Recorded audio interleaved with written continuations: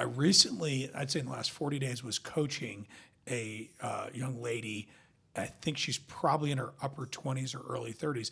And I referred to that I don't see the glass ceiling that I saw 30 years ago. She didn't know what I was talking about. So let me let you know that I am Nick Masino. I'm the president and CEO of the Gwinnett Chamber. I'm your host today on the Voice of Business podcast. And today's topic, and if the speakers, if the listeners know who you are, they're not going to be surprised. It's the Moxie mindset. And I have two incredible women in front of me that have Moxie, which, by the way, I looked up what is some definitions of the word Moxie. Okay. And it's so fun because, we're maybe of an age where we would go to our Webster's dictionary, of which is still online, and it said courage and determination. But then I went to an AI tool, and it said energy and enthusiasm. And so courage, determination, energy, enthusiasm. What Confidence. Oh, well, for sure. Yeah, we could add a few more words, couldn't we? Yeah, confidence without it. I mean, if anyone knew you, I would agree 100% of that. I actually, and Melissa, you and I have known each other since you've joined the greater Gwinnett community when you accepted the role as president and CEO. And it's been fabulous. You have taught me so much about the water industry that I just never even thought of. And you are, as 35 years at anything, I'm pretty sure that makes you an expert, right? So you're an expert. I've learned a lot from you, and you definitely have Moxie. And I've seen you perform in front of boards and large groups, and you've done an awesome job. Thank you. And Audra, I remember the first time I met you, I think it was in Atlanta at some real estate networking event, and you just have so much energy. And then we met again in different things in DC. And then back when you came back, we were serving on the board of the Council for Quality Growth. Yes. And I was so glad that you had come back. And then you got engaged a little bit up here in Gwinnett, the greatest corner of Metro Atlanta. And so it's such an honor that you're both here with me today. Thank you. And we'll chat around this topic for a little bit about Moxie. Which is interesting because just around the corner is the annual Gwinnett Chamber Moxie Awards. And so probably not an accident that you're both here. And I just wanted to share with the listeners that Audra is a two-time finalist of the Moxie Awards for the big Moxie Award. As I share with people, I have no idea who the winners are. I know who the finalists are when you all see it. Because I think people know I can't keep a secret. I was about to say, they don't trust you to keep it. It's an honor even to be considered. So, Absolutely. Yeah, it really is. Great It answer. really is. There are some magnificent, just very accomplished women that are part of that list. So thank you. Yeah. Oh, you're so welcome. And Melissa, you're a multi-year finalist as well, and won for the Influencer Award recently. Was that last year? 2 years ago. 2 years ago, and then you're a finalist again in the upcoming Moxies or the organization. For the organization, For the yeah. organization. Awesome. Well, congratulations. Thank you. And it always, leading an organization, it takes a leader, it takes leadership. So, and great leaders always try to push it off to their teams, which I'm sure is true, and I've heard you say that many times, but it takes a great leader. So congratulations on that. How'd you feel when you first found out about being a finalist? How did that feel? I just was like, really? Me? The first time, the first year, last year, I was like, okay, this might be a mistake. I actually thought it was spam, and I thought it was a mistake. I really did. And I called Lanier, and I was like, what is this? And are they really wanting me? And I forwarded him the email. He's like, yes, it's you. I was like, oh. So I was honored. I'm flattered, all of those great things. And like I said, when you look at the list of women that are being considered, being a finalist makes me a winner. So I'm excited. And then it's just like, last year was the first year I went, was 900 people. Yeah. It's incredible. The amount of people that come out to a lot of support Moxie in that women. room. Exactly. Yeah. And there's a lot of Moxie in that room. So I'm just looking forward to the event. I actually was traveling and coming back the day before, so I don't miss it. Oh, good. Well, we're glad to have you. Yeah. Melissa, what does it mean to you? I think for me, it was especially surprising because I'm new to the area. So just a fantastic way to further engage in the community. The coolest thing, though, to me is that once you win, you're reviewing the applications every year beyond that. So reading about these just incredible women in our community and how they've contributed, and that is actually makes you go, oh my gosh, Yeah. I was considered among people like this Yeah. and was recognized. That's huge. But I mean, they all deserve awards. I mean, Absolutely. it's amazing what the women who are nominated have accomplished for this community. I love that we have the past winners of categories be actually the judges. It puts, I think it's even more special because these are women with really high expectations. And again, have Moxie proven they're award-winning Moxie winners. Well, the Moxie program, I mean, we're talking about the awards because that's what's coming up. You're both past finalists, and Melissa, you're a winner. But it's also an ongoing program throughout the year. We have these different events and programs. Is there any memories of those events or programs that come to mind? I think for me, we have, since I won the award, made a point to get a table at the big event and bring all of our female staff. We don't keep the men out, but we have more females and we fill the table, so they're out of luck. But just a great opportunity to bring the team together and celebrate what it's like to be a woman in this community and see the amazing people around us. That's awesome. Anything stand out to you at the event? Just real similar. I mean, we don't have as many women, but I brought all the female brokers in my office, and for them to be in the room with such excellence and just feel the energy, it excited them, and they were real proud to be part of the team, and just proud to see all of these accomplished women that were coming across the screen, and they went up and they met and introduced and congratulated and all that good stuff. So anytime you can put your young talent in a room like that, that's impactful. Well, that's an actually interesting segue, young talent. So these are younger women in the real estate industry, or younger women, maybe some of yours, and I know some of your team, Melissa, but what a different scenario than, I'm not giving out anyone's ages, but I'm 54 years old. And so I can't imagine this 20 or 30 years ago. So what an incredible opportunity for young ladies that might be Gen Z. I mean, that didn't exist when we were in our 20s, correct? That's right. And just think of the work that you already had. You showed up with Moxie, so it was easy for the both of you. But just what an incredible thing that both of you have done to bring people to the table.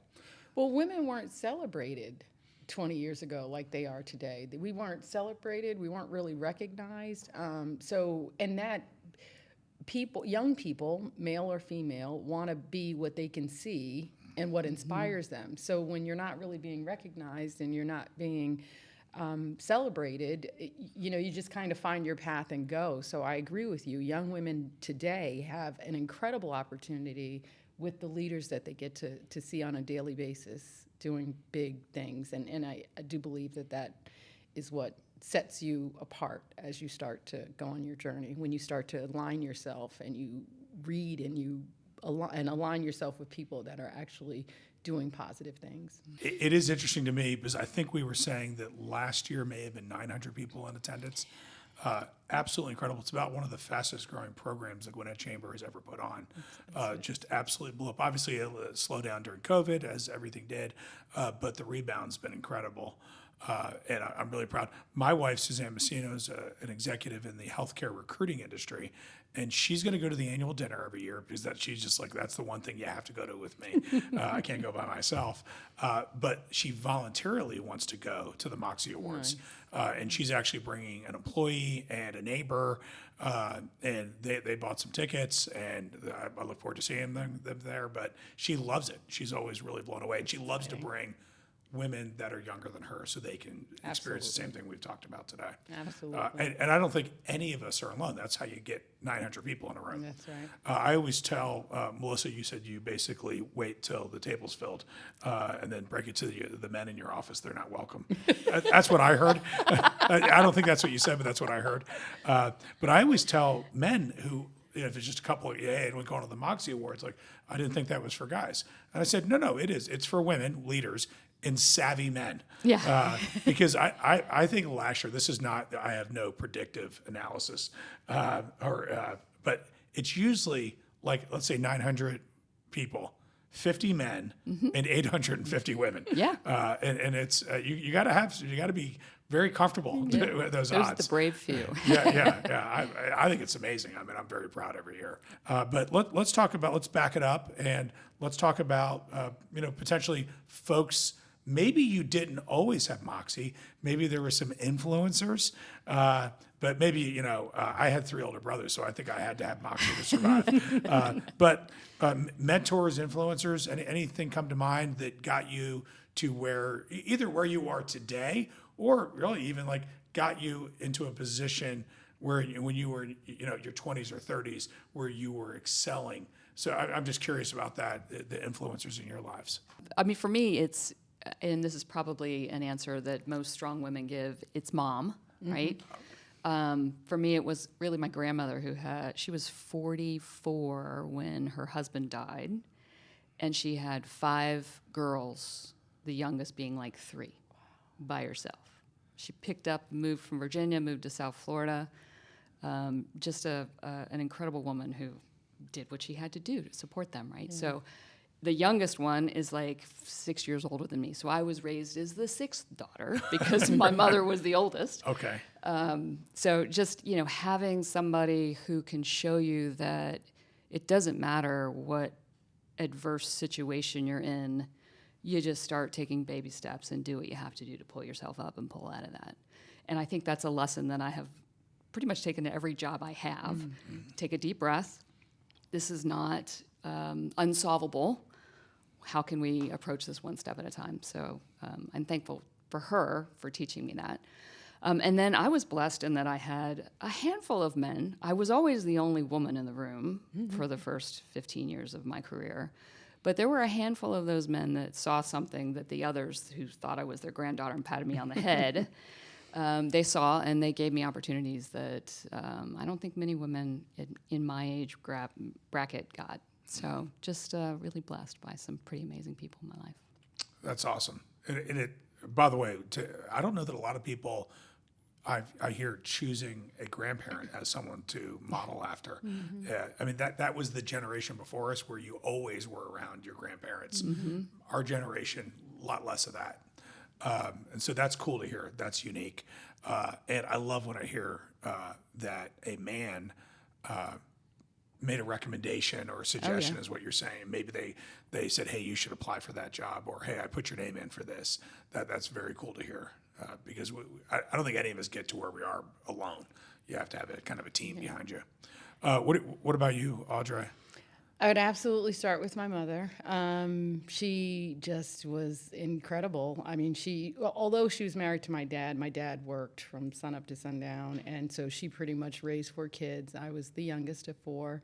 And she just always had so much grace, and just she instilled confidence in me when I would come home and whatever would happen in school. She just always made sure I was not less than. And I grew up in an all-white community, and so there were the cultural differences that I struggled with that she helped me get through so that I was proud of who I was.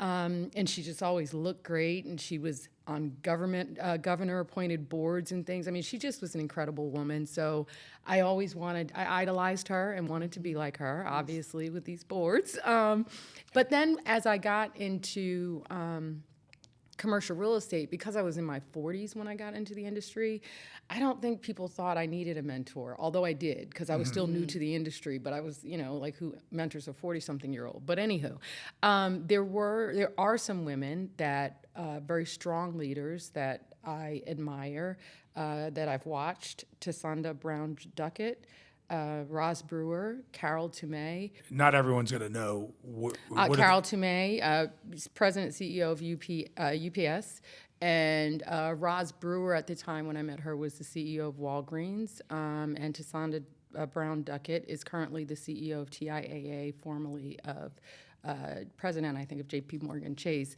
But I've had the opportunity to meet all of those women and have a conversation with them, and they are just so real. They are authentic. They are very comfortable leading as a woman. They're not trying to be anything other than what they are, leading with compassion, but also being a leader. So as I have been in this commercial real estate journey, I have watched women that lead with strength but with compassion. And those are three that I have watched their career, been really proud of, and want to be like them. I mean, I really do. They have confidence. They deal with very difficult situations and things and just deal with it with grace, but deal with it. They don't hide from conflict. They deal with it, going through COVID and all of that. So, and that's three women that were Fortune 100 CEOs, and there's not really a lot of them. So that puts them in a very similar position like us, being the only woman in the room most of the time, and me trying to let them know that I'm not going to get their coffee or their Coca-Cola. Right. There's that. Yeah, then there's that. So, those are some of the women that I admire, but I absolutely believe that I am who I am today because of my mom. It's not unusual that our parents are, I mean, they are really That's the right. most influential people in your lives. So very cool, not maybe a huge surprise. But, you know, something struck me interesting in this whole conversation, inviting younger women to Moxie. You know, they're not the only woman in the room at the water tower, right? In real estate, I see more and more women in real estate events. I recently, I'd say in the last 40 days, was coaching a young lady. I think she's probably in her upper 20s or early 30s. And I referred to that I don't see the glass ceiling that I saw 30 years ago. She didn't know what I was talking about. I said, the glass ceiling. You know, a woman gets to a certain position. She wants to be the only one at the boardroom table. And she's literally, you know, kicking them down the ladder. That was kind of like the visual I remember seeing. She had no idea. She'd never heard that. I love Isn't that amazing? I love pretty that. I mean, that like an upper 20-year-old has never heard of the term glass ceiling. So we have come a long way. We have. I thought that was pretty I cool. love that. I actually never expressed that until right now. That was back in the. I was like, wow, I'm defining the glass ceiling to a professional woman. Wow, that's pretty cool. And she didn't even understand why I was so excited that she didn't know what it meant. I was like, wow, we have moved on. Well, you know they want to be CEO right after you hire them. Like 2 years after these 2 young years people. after. That's And 2 exactly years right. after they get hired, they want to be CEO. Audra, I don't know that they want to be the CEO, but they want a CEO salary. Yes, that part. with a lot of PTO. Actually, just flex PTO. I'll come in when I want you. Just kidding, listeners. Just messing around. We still love you. Just, you know, I'm basically a boomer. I'm sorry. Well, one thing that influences me a lot are I love podcasts. I mean, obviously, this is my favorite one. By the way, we're on the Voice of Business podcast by the Gwinnett Chamber. One of my favorite podcasts, and soon to be yours.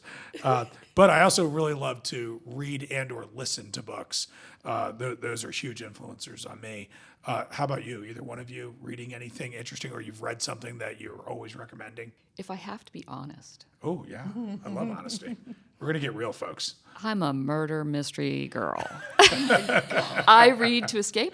I do not read to learn something. But, and actually, I would say within the last year, I picked up my first real book, Nonfiction. nonfiction, Okay. help me understand things book, and it was Let Them by Mel Robbins. And for me, especially at a lot of these are you in the right space when you're reading this book? Oh, for sure. And for me, I found myself completely occupied with how others were viewing me or how I couldn't control what they were doing. So it really is, let them do that. That's not, you have no control over it. Don't let it upset you. You're wasting brain space and heart pain and tears and everything else over this. Just let it go. And it's been a really powerful book for me. I have to be honest, I'm not really a reader. I'm a listen-to-er. However, sure as it's long as you audio. consume. Yeah. But you know, it's interesting. You're a big fiction reader. My wife is. My daughter is. My dad is. I feel like I'm not being productive. But I have gotten a book recently that just, you know, like on vacation. Like you want to stop thinking about work, and it almost Exactly. takes me to read a couple of chapters. My last vacation, I brought a book, read 2 chapters, and then I was in vacation mode. Like it almost took that. But Audra, how about you? I'm totally a nonfiction girl. I don't know. I can't read the love stories. I can't read the. I don't like watch love some stories. crime. I want somebody to die on the first page. I am going to be all over that Oxygen Crime Channel and the ID channel. That is my escape. So I'm nonfiction. One of my favorite books, and I have to tell you a little story about how I got the book. You mentioned me being in DC, and I was commuting back and forth. It was during the recession, and I just went there to try to survive. But it was hard because I didn't know anyone when I got there. I'm an extremely social person. Brokerage is a hard business, and then they plopped me in Washington, D.C. in the JLL office, some of the most successful brokers in the world. And they were really nice, but they were looking at me like, what are you doing here? I mean, we don't need you. But and so I struggled, and I lost my confidence, believe it or not. There was just so much I didn't know and I didn't understand. And so when I came home one weekend, Oz bought me this book, You're a Badass, by Jen Sincero, and it was perfect. It was perfect. I recommend that every woman read it. Some of the topics that it hits on is, a fear is a sign of growing, and I was definitely afraid, and I was truly growing. Creating your own reality, that was when I was real clear on what you think. What comes out of your mouth is really what you manifest. So I don't care how hard it is. If you're sitting there thinking about how hard it is, it's going to keep being hard. So changing my thoughts, changing my words, how self-love is not optional because nobody else owes you love. So if you're not loving yourself, then you might be loveless, and nobody wants to be that. As you grow, your tribe may change. And I struggled with that because I had some really good friends here, and things just started taking off, and I still wanted to be with them, but then I'm getting this new set of friends, and I struggled with it. And that book taught me that it's okay. I mean, and actually one of my girlfriends here, she took me to lunch one day because she saw I was struggling with it, and I was trying to be everywhere and being all tall. And she was like, Audra, you are doing something that's incredible. Do not feel guilty for doing that. Go be great. Just be great. We're going to love you regardless. And these girlfriends that I'd had for 20 years. I'm a big networker, big relationship person. So Don't Eat Alone, I think, is another great book. And it is all about the art of relationships, the importance of relationships. So I don't care whether you're in business development or sales or whether you're an engineer. Relationships are relationships, whether they're personal, whether they're business. So that Don't Eat Alone book, and that's by Tom Peters, I think is just a must read for everyone. Some other things, not everything is, and you could share as much as you want to share, or you can just ignore me, but not everything goes as planned. Sometimes in life there are setbacks, and many times you come out stronger. I mean, I think you even said something, or one of you said something about you grow. You were talking about when you're afraid, right? And so it may be very, very similar, but any setbacks that maybe, or breakthroughs, just any, you could go in any direction. I'd just be curious about, again, two remarkable people in front of me. Anything in your life that you'd want to share that was amazing, was a big setback, but we just, I'll be quiet and let you answer the question. Yeah, I think that the biggest setback that became life-changing for me was when I was in DC, and the water industry, again, very interesting industry, but we had 3 research foundations, basically, that covered different topics. And the trend in the water industry is one water. It doesn't matter whether it's wastewater, drinking water, stormwater. We need to protect it all, right? Treat it all, use it again, all those kinds of things. So the concept of these 3 boards was that we needed to merge all into one. So I started with the first 2, then got to the 2 big ones, and co-CEO'd with the other entity when we merged. So there were 2 of us. He had been in the industry for 35 plus years too. At the time, I was only 28 years in. Wow. I thought 20, you were no, saying 28 years whoa. in. But he was ready to retire. But then when we merged, he said, well, I'm not going to retire. And I said, well, I'm not going to give you this job of these 3 organizations I just merged. Forget it. And finally, I convinced him that he had to retire because I was going to quit too, and that it needed to be a new person to come in and lead this new organization. That's the only way I could have him not take over. Interesting.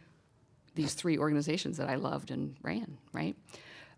So we merged ourselves out of a job and had a number of opportunities for sure. But the Gwinnett opportunity was the biggest and the most exciting. And I can't tell you how many people said, you're going to go and do what?